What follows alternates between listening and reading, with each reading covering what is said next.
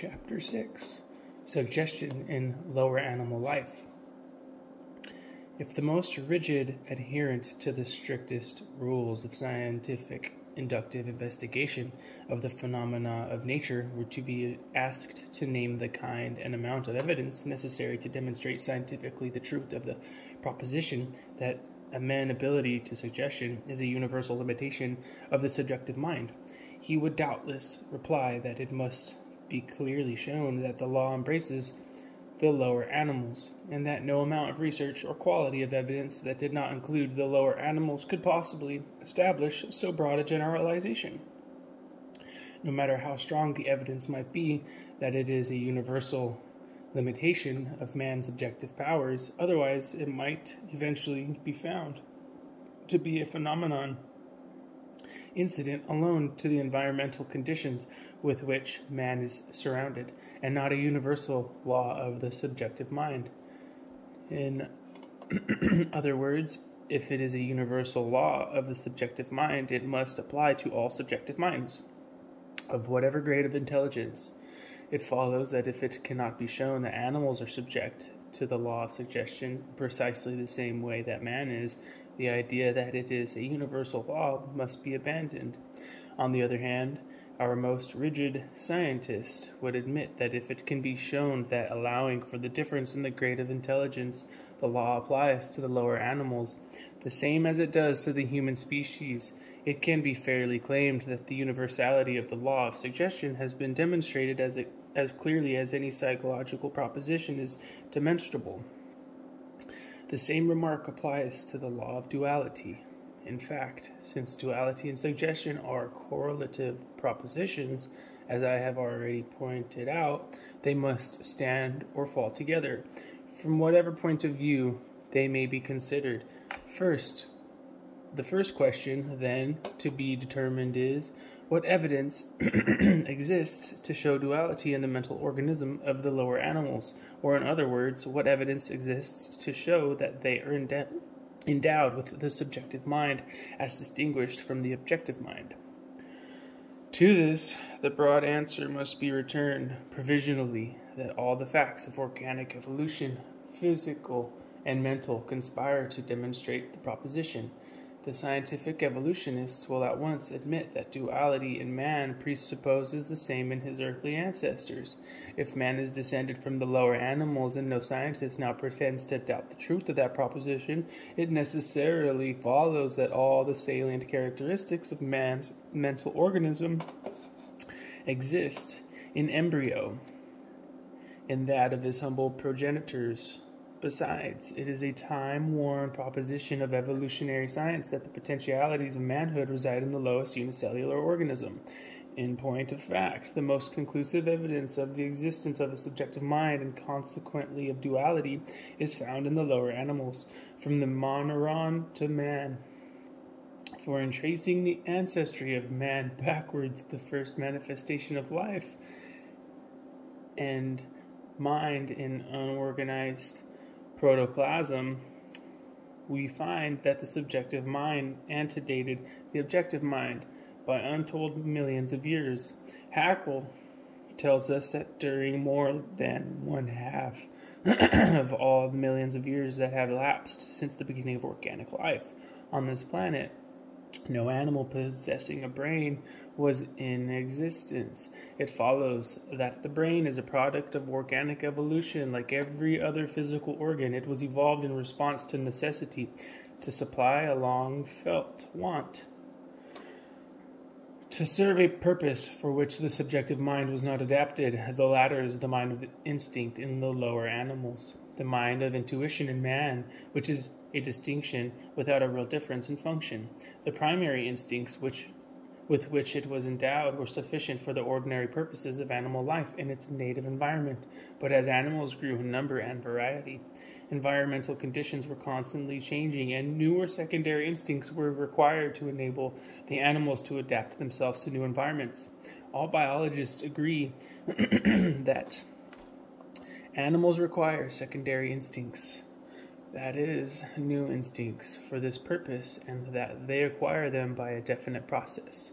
That is to say, they first meet the new conditions, wants, dangers, etc., intelligently, and after the new habits thus acquired have been practiced for several generations, these habits become crystallized into instincts, and are thenceforward inherited the same as the primary instincts.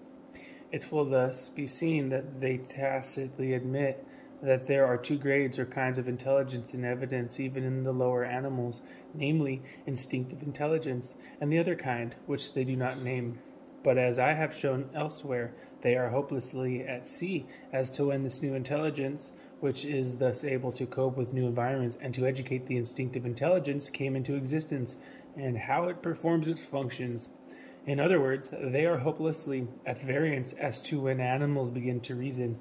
The dual hypothesis, however, renders a solution of these problems perfectly obvious, for we have only to refer to the facts of experience to enable us to find it. Thus, we know that the brain is the organ of the reasoning mind, that mind alone is endowed with inductive powers, and that it is only by the exercise of these powers that we were enabled to cope with the constantly changing environmental conditions of physical life. We know that the greater our inductive powers are, the more perfectly we are armed for the struggle for life, which is a struggle to overcome or adapt ourselves to adverse environmental conditions, and we know that in the entire absence of these powers, we should be as helpless as the amoeba. We know, therefore, that the mind of which the brain is the organ is especially adapted to the necessities of a physical life, and we infer with unanswerable logic that the brain, with its highly specialized powers and functions, was a product of organic evolution. Moreover, we are confirmed in this induction by the fact that it appeared at the opportune moment, that is to say, when it became a necessity as a means of promoting the further progressive development of organic life. From that moment, mere brute force ceased to be the only factor in survival of the fittest. Induction supplanted it, just in proportion to the development of that power, until in man it is the predominant factor. For it not only gives him dominion over the whole brute creation, but over the forces of nature. In other words, it enables him to create his own environment in defiance of adverse conditions. Let me not be misunderstood in reference to the inductive powers of the lower animals. Induction is simply the process of estimating the relative and the cumulative values of facts. In its higher development, it enables us to learn something of the laws of nature and to harness its forces for the uses of mankind. Its simplest processes are employed in discriminating between two or more facts, and the first brain that was developed in animal life on this planet performed that function. It was feeble, of course, but it served its purpose, for the animal with brains survived and soon dominated the organic world. Feeble as were its powers, in the beginning, it was able to educate the subjective mind and thus create or develop secondary instincts adapted to new and constantly changing environmental conditions. The result was what one would have a right to expect under the theory of the dominating influence of the objective mind. Namely, the animals that possess the greatest objective intelligence are invariably endowed with the most complex instincts. All modern biologists now admit that this is a rule without a known exception. It follows that the objective mind is the dominating factor in the mental organism of the lower animals, just the same as it is in that of man, and that the vast congeries of complex secondary instincts with which men and animals are endowed originated in each case in the objective mind. How? Let Darwin answer. Intelligent actions, after being performed during several generations, become converted into instincts and are inherited. As when birds on oceanic islands learn to avoid man. Romanes extends the same principle in the following language. Intelligent adjustments, when frequently...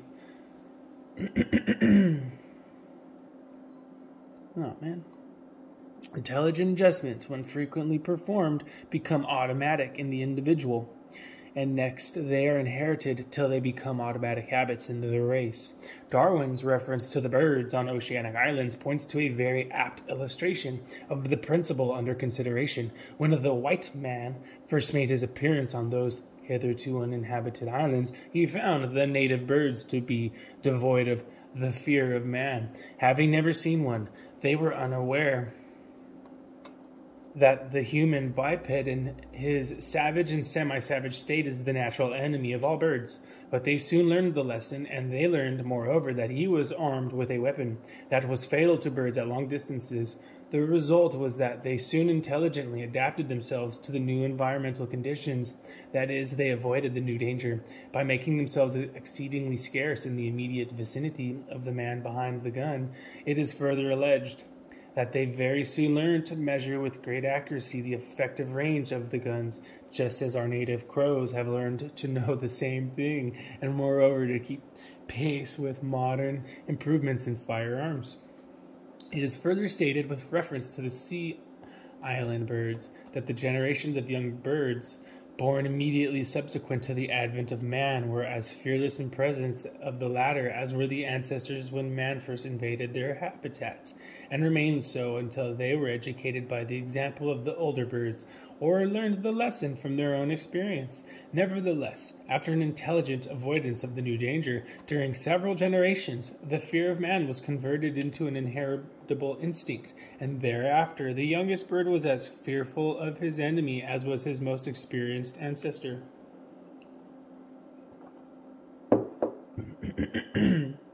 The question now is, what were the mental processes employed in the creation of the new instinct?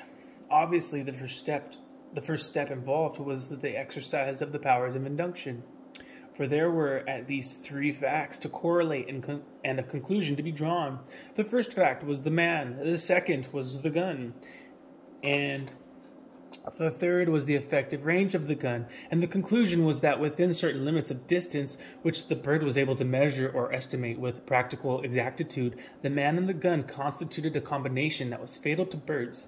Whether the bird was able to consider the man and the gun as separate or separable factors in the combination or informant does not state. Our informant does not state.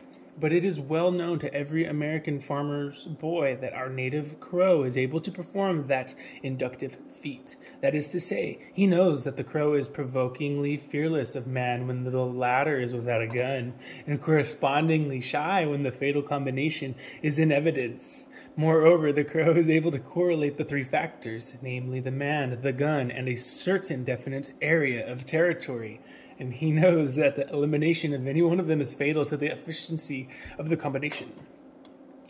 This is just as truly a process of induction as was that which Newton employed in his search for the law of gravitation, and it just as certainly involves the collection, classification, and correlation of facts for the purpose of arriving at a general conclusion, as did the process which Kepler employed in his search for his three laws of planetary motion.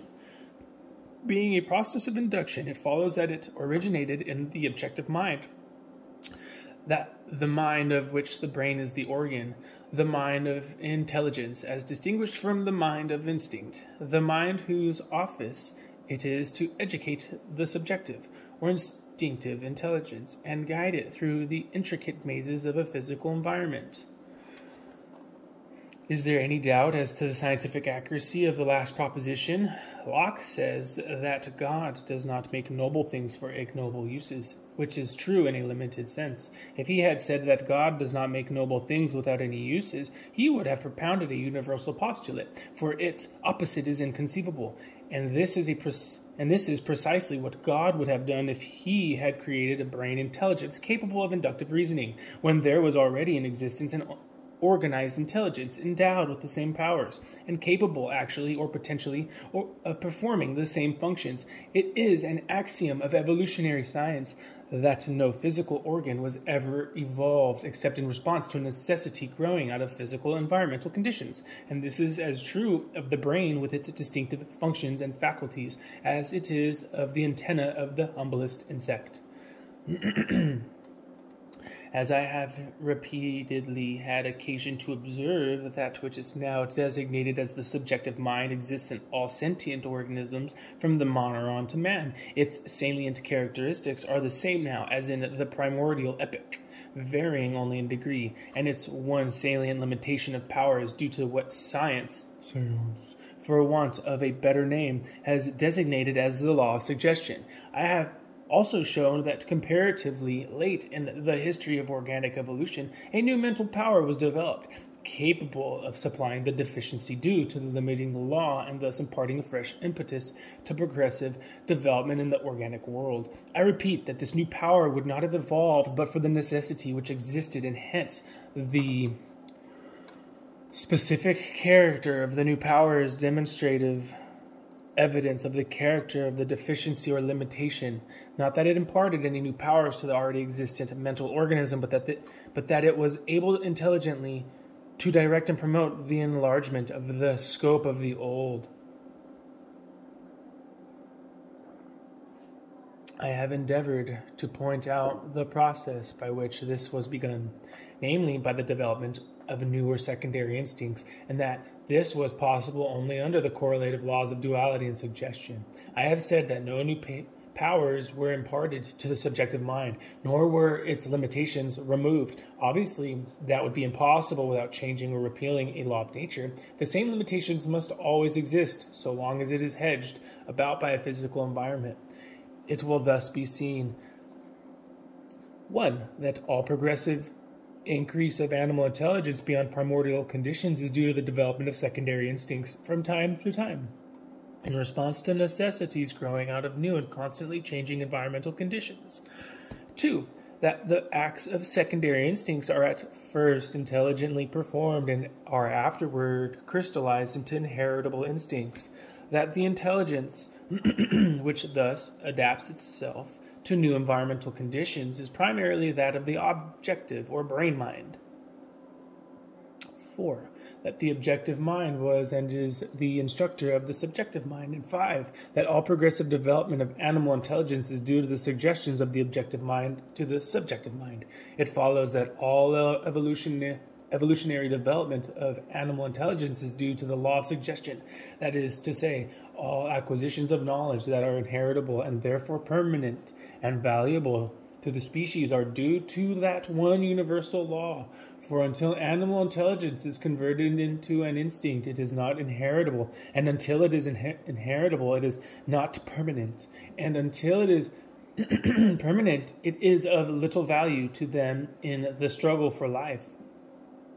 What is true of the lower animals is also true of the higher animals, including man. The same law that prevails in the acquisition of the secondary instincts, which enable the lower animals to cope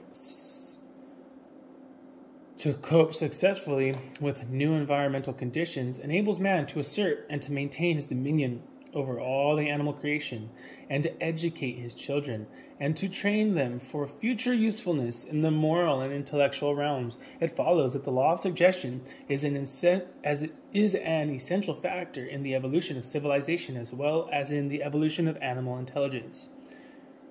As such, it is the antithesis of the law of heredity, which has been rightly termed the conservative factor in evolution. Heredity simply preserves what has been gained by evolution. It takes no step in advance. It accomplishes no new result. Indeed, its tendencies under the law of atavism are retrogressive. Evolution, with all its factors and forces, is progressive. And as suggestion is its prime factor, especially in moral and intellectual advancement, it follows, as before remarked, that suggestion is the antithesis of heredity. In this sense, therefore, suggestion may be defined as the one means available to man, whereby he may avoid, overcome, or neutralize the evils due to heredity. It is therefore not only the prime and all-potent factor in the evolutionary development of animal life and intelligence, but it is the one supreme psychological factor, without which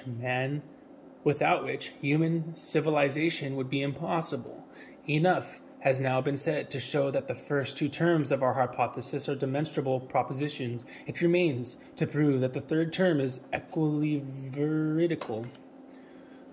equally vertical, namely that the subjective mind controls the functions, sensations, and conditions of the body. This we may assume for the present to have been provisionally established by the testimony of a cloud of witnesses, including that of the ablest members of the medical profession, to say nothing of the innumerable evidences of it in the records of cures of disease under the 1,000 and 1 systems of mental healing generically known to science as suggestive therapeutics.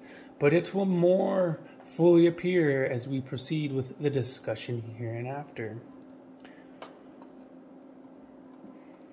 Were it not for the law of suggestion, it would be impossible for man to tame a tiger, subdue an elephant, or break a horse. Thus, every one is aware that in order successfully to reduce a horse to permanent subjection to the will of man, he must be made to believe that man is stronger than a horse. This is usually done by throwing the animal and holding him down until he ceases to struggle. When that has been successfully accomplished, the rest is easy, for the suggestion has thus been imparted to the limited intelligence of the horse that it is useless to struggle against superior strength. This principle prevails in all encounters between man and the lower animals, and just in proportion to man's success in imparting that suggestion to the animal he seeks to subdue, will he succeed in rendering the animal permanently obedient and docile. In a word, man is enabled to assert and maintain his dominion over the animal creation solely by virtue of the law of suggestion.